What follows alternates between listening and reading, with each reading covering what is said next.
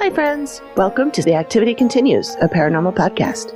I'm Amy, the producer and host of this show, along with Megan and the other Amy. We are three soul friends who love to talk about the Dead Files TV show, along with other spooky and spooky adjacent things. Hi, everyone. I'm Megan, our resident scaredy cat.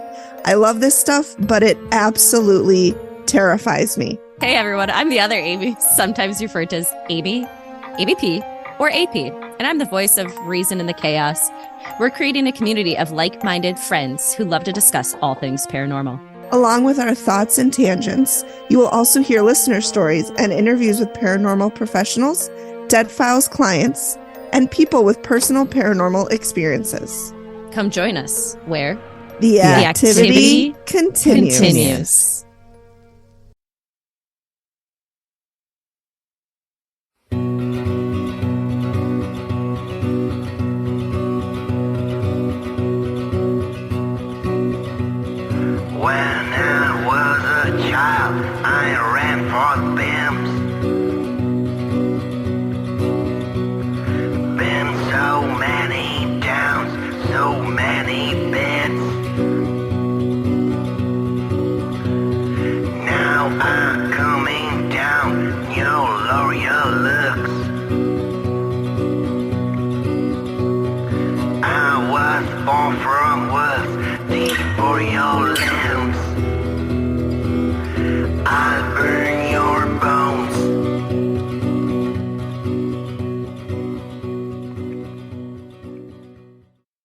Hello and welcome back to Volsteadland. I'm Heather and this is Amy. Hello. Join us as we take a trip back in time to the 1920s and 30s in Minneapolis and discover the city's underworld. If you've not yet listened to the previous episodes, I recommend you check them out as this will make much more sense if you have heard those. If you have listened before, you'll know that Volsteadland tells the stories of some unsavory characters and the shit they get into. Some of the details might be unsettling to some more sensitive listeners. This is not for kids. Also, we swear. Please proceed with that in mind.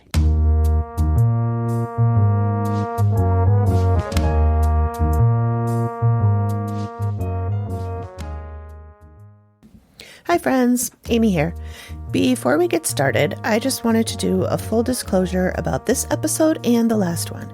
Heather and I recorded these two episodes on the same day, so we won't be talking about another cocktail. So just go ahead and mix up another batch of the bootleg cocktail we talked about in the last episode, or make something of your own and let us know what you picked. Maybe we'll make it in a future episode. I also want to admit that we had some technical difficulties with this recording, as you already know if you watched the video version of the episode on YouTube. We really wanted to record in the same room, so I spent hours setting up this new recording layout, testing levels, sound quality, etc. Then, when we were getting started, something went kaflooey with one of the laptops we were using. It decided it would no longer connect to Zoom, so we had to break out a backup laptop. Well, my voice ended up not recording very well at all. And also, as I had feared, our voices were caught on both our own mics as well as each other's. The result is a ton of reverb. I attempted to make some magic in both the sound editing software I use as well as an online tool, and they both helped a ton, but it's still not perfect. So I apologize for that. I hope you can still enjoy it. So sit back, grab a drink of choice, and join us for some talk about more bootlegging and murder. Okay, let's time travel a little back to 1933, when there was an investigation into what they called a rum ring. It's really just a marketing name for a group of bootleggers who joined forces to import and export alcohol during Prohibition time in order to make money. A lot of money. The feds caught wind of it, investigated it, and eventually, well, I'll let Heather tell you.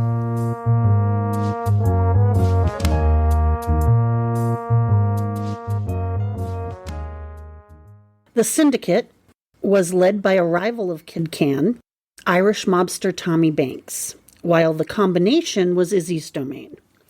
They joined forces in 1933. Other higher-ups rounding out the top four in the ring were Edward Barney Berman and Max Stearns.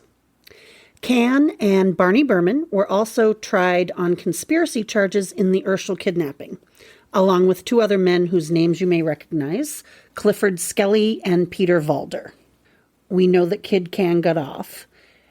Berman was convicted and sentenced to 5 years at Leavenworth.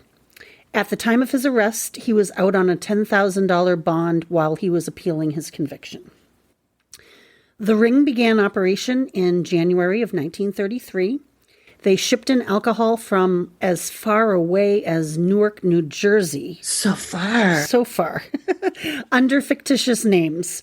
Then it was distributed to stills on farms in Edina, Mendota, Crystal, and Plymouth townships in Minnesota, where it was distilled, rectified, and purified, and later sold in wholesale and retail lots. Another important figure here is Conrad Althen, who was the auditor and the fixer. His job was to contact the farmers, rent their barns and cellars for the rectifying plants. The ring was headquartered in hotel room offices, as well as a phone bank was set up to handle the thriving business. It was over by International Market Square for those of you who are in the Minneapolis area. There were other men who were the still keepers, cookers, and livery men. There were also farmers who rented out their property and land for stills. So there were a lot of people involved in this operation. The feds cracked down, and after some investigation, 38 men were indicted for conspiracy to violate the federal internal revenue laws covering illicit liquor. On December 21st, 1933, Kid Cann, Max Stearns, and Edward Barney Berman surrendered to the police department. Tommy Banks surrendered the next day. There were 4 men of the 38 who were already in prison under other liquor charges, and they pleaded not guilty and said the charges should be abated because they were already serving time for liquor offenses. Several months later, on March 13th, 1933, 7 men pled guilty. Tommy Banks, the leader of the Syndicate, he was fined $2,000. Isadore Blumenfield, Izzy, 1 year in the Minneapolis workhouse and granted a stay of 30 days. He only ended up serving 10 months. And this is where he met Wesley Andersch, who testified against him at his murder trial 3 years later. Also, we had Max Brownie Stearns. He was fined $1,500. And Edward Barney Berman, also convicted in the Urschel kidnapping, but out on bond while appealing that conviction. He was sentenced to 1 year at Leavenworth, stay granted. Max Berman pleaded guilty to possessing counterfeit Internal Revenue stamps and was fined $50. As soon as the judge imposed the sentences, A.M. Carey, the attorney for the men, pulled out a huge roll of bills from his pocket and paid the fines in bills ranging from $5 to $100. The pleas came after many conversations between the government and the attorneys for the defendants. Apparently, the government's case had crumbled to pieces because most of the evidence or proof came from bootleggers who were no longer willing to testify. The result of this investigation was a compromise agreed upon by the U.S. District Attorney, the head of the government's alcohol beverage unit, a government investigator, and others. One of the lawyers stated, "In view of the difficulties we could foresee in prosecuting this case, it was agreed by all concerned that we ask the court to dispose of the matter in the manner I have recommended." And what he recommended was that these 7 plead guilty. I get that they thought it was going to be a real pain in the ass and that it was going to take a long time and cost a lot of money. But what I don't understand is why wouldn't the criminals be like, too bad. Right. You don't have a case. Why am I pleading guilty? I don't really understand. But it was a conversation between all their lawyers and it made sense to them at the time. And we don't know the ins and outs. We don't know the details. Okay. So at the same time that this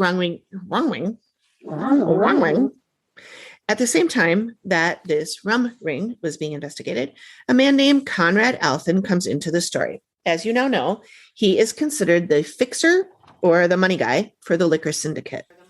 So basically, he works for Kid Cann and Tommy Banks. I won't go too much into his history, but he is a pretty normal guy, according to the papers, until about 1926, when he is charged with buying stolen automobiles. He claimed he didn't know they were stolen, and so they let him go. Then a year later, he was working at a resort in Two Rivers, and it was raided, and all the liquor was confiscated. He was a bootlegger, which is probably... Thank you for listening. The activity continues. We'll be back after this short break. Hi, everyone. Amy here. As you may have heard, since the ad's been running for about 3 weeks now, I have another podcast. It's called Volsteadland, and it's mainly about a Minneapolis mobster from the 1930s called Kid Cann. Well, there's a new book out about him right now, and it is so good. And the book is called Minnesota's Most Notorious Mobster, The Making and Breaking of Kid Cann by author Ron DeBellew. I'm telling you this because you can get it on Audible. If you go to theactivitycontinues.com/audible, you can get a 30-day free trial by using our link there. That's plenty of time to read this amazing book. And when you get the book, check out page 6 in the acknowledgement section, and you might just see a name you recognize. Spoiler alert, it's me. Anyway, check it out. If you're interested in true crime and ghosts of the past, you will enjoy this story. Theactivitycontinues.com/audible to start your free trial. And the book is called Minnesota's Most Notorious Mobster, The Making and Breaking of Kid Cann. How he met Kid Cann and his cronies. In October of 1929, 2 stills in his house exploded, and it says that his wife was arrested and released on $500 bond, but no further mention of what happened to him or her that I could find. As Heather mentioned, he was the person who contacted farmers and arranged for Kid Cann's group to use them for their stills to make the booze. In November of 1933, there was an actual roundup of guys that the feds thought were involved in this ring. Alfin was at the house but managed to escape out of a window and fled to a waiting car, who whisked him away. He was one of the 38 people indicted on the liquor charge, but also one of the top 4 that the feds were looking for, the important guys. The other 3 are, as you know, Max Stearns, Barney Berman, and Isadore Blumenfield. The 4th was Tommy Banks, who surrendered the day after these guys did. As the bookkeeper for the ring, he would have been one of the government's most helpful witnesses in the prosecution of members of the rum ring. Alfin had already helped the feds earlier by giving them valuable information in the Urschel kidnapping, which we not only talked about previously, but Heather covered in episode 5, The Muckrakers. Around this time, Conrad Alfin decided to leave the syndicate. His plan was to quit and move to Florida, as you do when you retire. So this ballsy guy had attempted to reach a settlement with the syndicate. Basically, he wanted a severance package, which, I mean, from what I can tell, granted, this is just movies and TV and books. Podcasts. It's not super easy to get out of a mob situation. That's my understanding, yeah. They just don't give you a watch and let you go. Apparently, he threatened to talk to the feds unless he received sufficient money to retire to Florida. So on December 19th, the night before he was planning to go to Florida, he visited a nightclub on Cedar Avenue. It was apparently his going-away party, which it ended up being. During the party, a woman warned Alfin that there was someone watching him. And she said, "They're putting the finger on you," as she pointed out several suspicious men seated near them. Then the woman left in a hurry. It's unclear what else happened at the club, but within an hour of that, he was dead.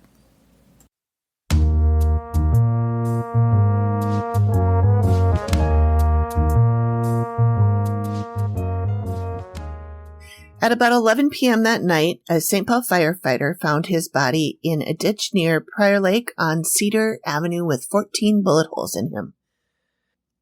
They don't mess around. No. The police put together that he was thrown from a car, then he got up and staggered to his feet when, quote, a machine gun poured leaden death from a close range. He was discovered about 30 minutes after he died, and he was still warm. Mm. In the Minnesota December. In the Minnesota December cold. I don't know if there was any snow. I checked the weather that date, and I think it was like 23 degrees that night. but I don't know about snow. He had been stripped of any of his papers in an effort to hide his identity. In his pockets were $1.18 in change, a key, 2 fountain pens, one containing red ink, a watch, a pocket comb, and a pocket mirror. Another, more expensive watch was still on his wrist. He was identified by a St. Paul policeman, but also many police officers and federal agents viewed the body. At the time, the area where he was killed was a really remote area, and in fact, according to Google Maps, it's still pretty remote. It's farm country. There's not much there now.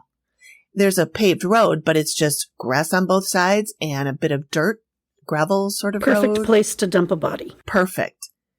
I mean, even now, 100 years later, well, not quite 100 years, 70 years? No, I can't do 80. math. 90 years later. 90 years later. Math is hard. I know, especially today. And not because of these. I've only had... Oh, you're faster than me. I'm talking too much. Oh, I'll post photos of that desolate area where he was dumped. It is believed that Syndicate higher-ups imported assassins to do the killing. I feel like this is a reoccurring theme. Like, they keep saying that it must be somebody from Chicago who came in and did it. And I don't know if that's just a cover for our guys here, or if that was actually a thing. Like, maybe it was harder to catch somebody if he was from Chicago. So if they just come into Minneapolis, kill someone. Yeah, do the job, go home. Yep. So now I'm wondering, I kind of want to look into some Chicago murders like this and see if any of them could have been our guys. Oh, yeah. So after Conrad Althen's death, the police raided his apartment and found a lot of documents that the government planned to use to prosecute tax evasions by members of the syndicate all over the country. I just don't understand why the killers didn't go to his pad first and clean it out. Like, he's chilling at the nightclub, right? They would have had probably plenty of time to go and throw everything away.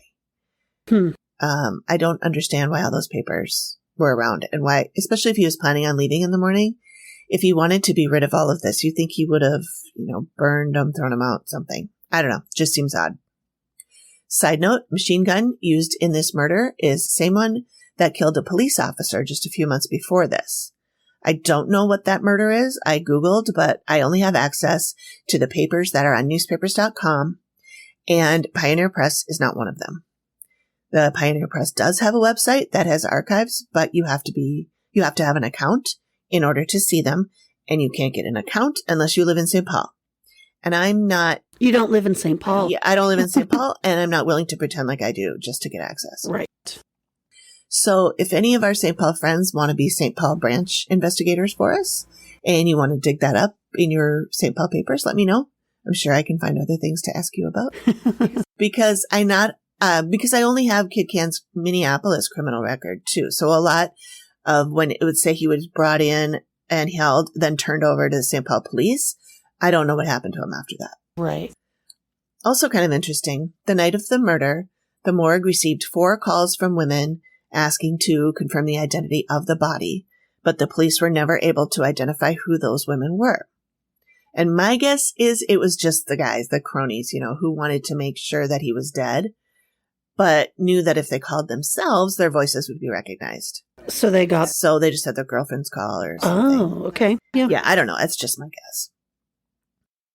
He was 43 years old. He had a wife and 2 children, and no one was ever charged with the murder.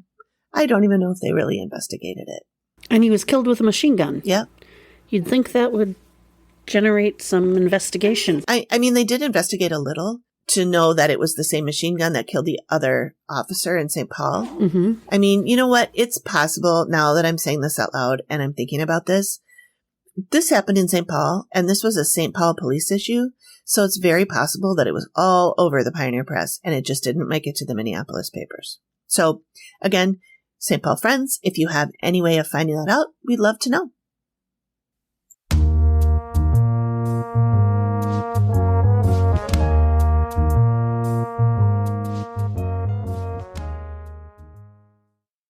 So we are nearing the end of Kid Cann's reign in Minneapolis here. After the murder of Walter Liggett, he either went fairly clean or just got better at not getting caught. We'll talk about these things he got up to in the 1940s through 1960s when he was splitting his time between here and Florida, when he met Meyer Lansky, who was big time. This guy was like Murder, Inc., big time. And there are a couple of scandals, one involving quote unquote white slavery, which is sex trafficking, and another involving the dismantling of the transit system in Minneapolis. And both of these things were things he got into a heap of trouble for, and I won't give away any more than that. Thanks again for giving us your time. We hope you enjoyed it. If you'd like some extras, visit us on Patreon, and as I mentioned, I did add a $1 tier. As always, I'm looking for more personal stories from people who are descendants of folks who knew these characters, so please email or leave a message. If you go to our website, when you're looking at the page, in the lower right-hand corner, there's a little microphone, and if you just click on that, you can leave a voice message, as long as you have a microphone on your computer, or just use your phone. And there's a contact form also, too, where you can leave a typed-up message. I am planning on doing a full episode just on all the stories that I've gathered from people about Kid Cann. I am also thinking of retelling the story in a totally different way.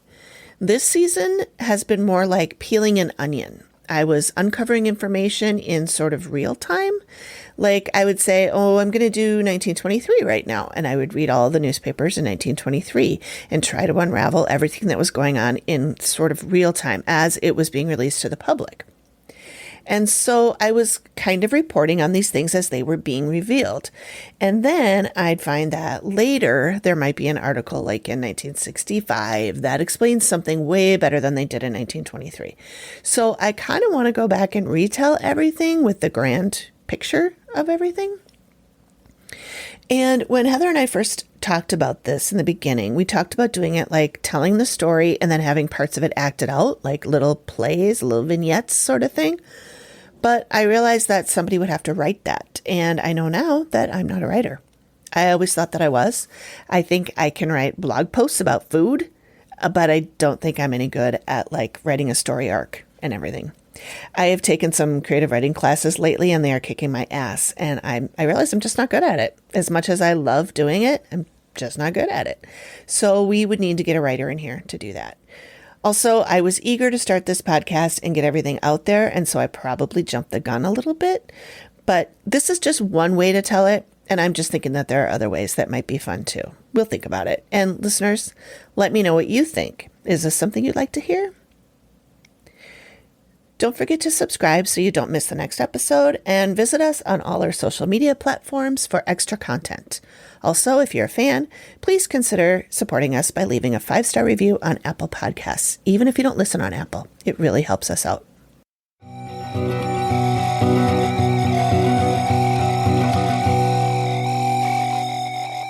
Volsteadland is hosted by me, Amy, and Heather. It's produced by me and is a part of the Collected Sounds podcast network. The theme music is The Last Prayer for Isadore Blumenfield by Paolo Forlì. The background music is The Velvets by Canal. Okie doke.